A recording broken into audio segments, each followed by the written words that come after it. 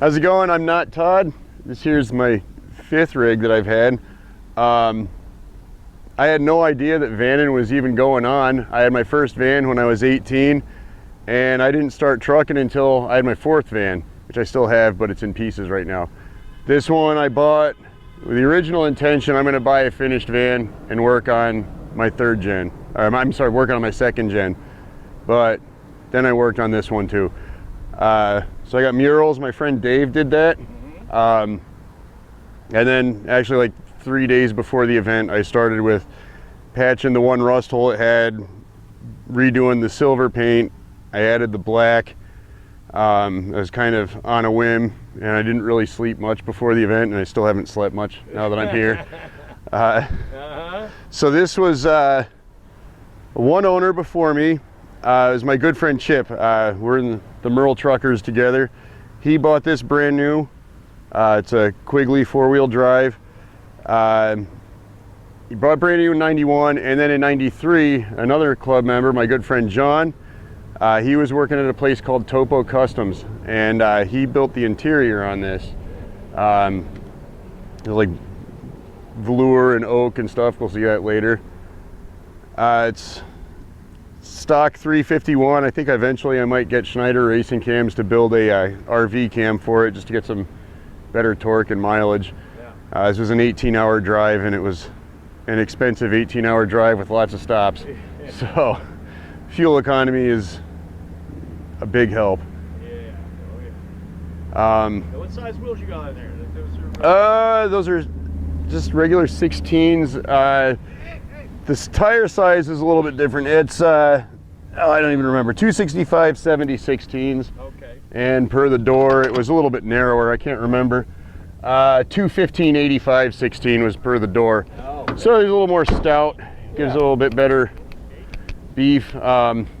Eventually I do have a set of flares and an Odyssey wing for it that I hadn't had time to put on yet. So this was all pretty much Chip's build originally. He had the air horns. There's it needs a new compressor. It's got the hella lights on there.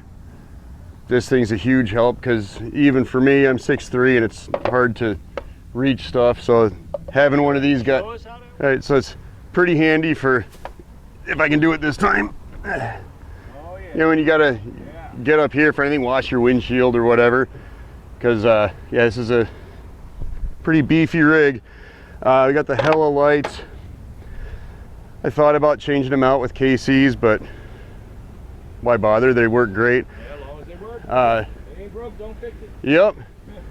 We got these DZ running boards, and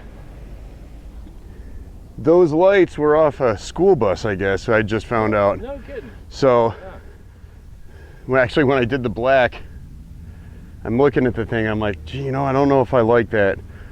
As soon as I put the running boards on, I was like, you know what, I like it. Yep, it runs together, yeah. Yeah. So the van's called Vantasmagoria, which I actually, a couple of years ago, I found a place that I wanted to run. I wanted to do a truck in. I found a great place, real cheap. It was just time of the year wasn't good for it. I had the name Vantasmagoria for the event. When that fell through, I was like, you know, I should name a van Vantasmagoria sometime. So the Murals, you know, skeleton knight with Earth instead of the moon and some weird terrain behind him was the one idea I had, just for something that's kind of a eerie, 70s look. Yeah, like an eerie kind of dream sequence kind of thing, like a Phantasmagoria, you know, hence the name Vantasmagoria. Yeah, so this side we got a mermaid holding a dead astronaut, and then there's a crashed space shuttle train, and he actually styled that after my favorite train was the Union Pacific Big Boy.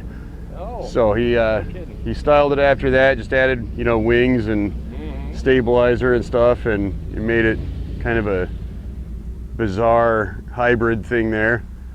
But yeah, just kind of keeping with the whole bizarre kind of dreamlike thing. Yeah, yeah.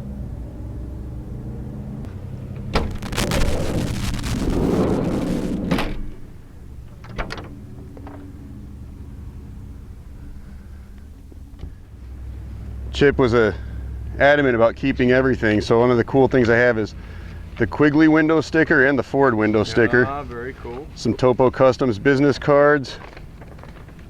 We've got the receipts from 1993 when the interior was built at Topo Customs.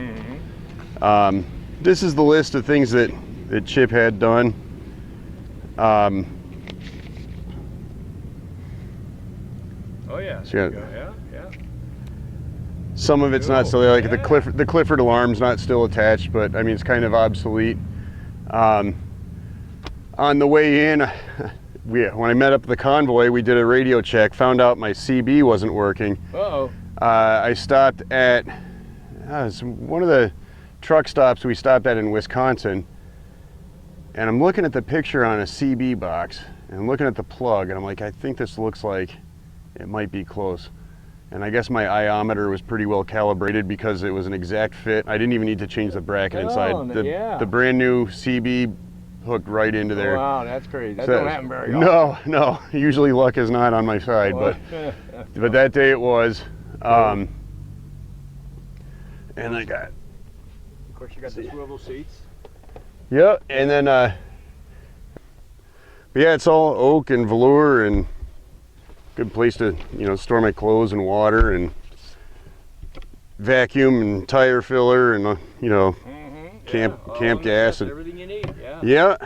You got the fire extinguisher there. That's all. I'm always happy to see that. Oh yeah. Well, I would be pretty unhappy if this burned to the ground. So, we got a nice obsolete radar detector there, but it looks cool, so I keep it. Yeah. It's just it's a 3-fold bench, which was added in, and the previous owner, Chip, he never really used it for seats, so it didn't have seat belts. I installed seat belts so I can bring my kids around in here. They love coming out to events, so. I see guitar back there. You're playing a little bit? Yeah, I was using some time to practice here. Not as much as I should have, but then I figured I'll throw it in for the show. That way it doesn't get rained on. I also noticed you got a TV, gold style TV in there. Yeah, I need the cord for it. Chip said it's probably in his garage still. But yeah, that's a 110 and 12 volt. I got shore power in here, so I've got 12 volt and 110 volt outlets. And when I get the cord, I can use the TV for both. Yeah. Got fans for comfort. Oh yeah. It's you can go really fast in a Porsche, but you can do more in a van. And that's the truth. That's what I always say. You can do more in a van. Yeah, I don't know anyone with a bed in their Maserati. Yeah, no. And have done as much as we've done in a van. Yeah. And so this channel along here, I have a tarp. It's back at my campsite. There's a little bead in it. Slides into there. It comes out maybe a good 10, 12 feet, something like that. Yeah, nice. And that's how I set up my camp. It's nice to have an easy up that you can just drive away from when you need to, but it's also nice having that because then your van is part of the hangout space too. You got, you can sit in there, have chairs under it, table, whatever.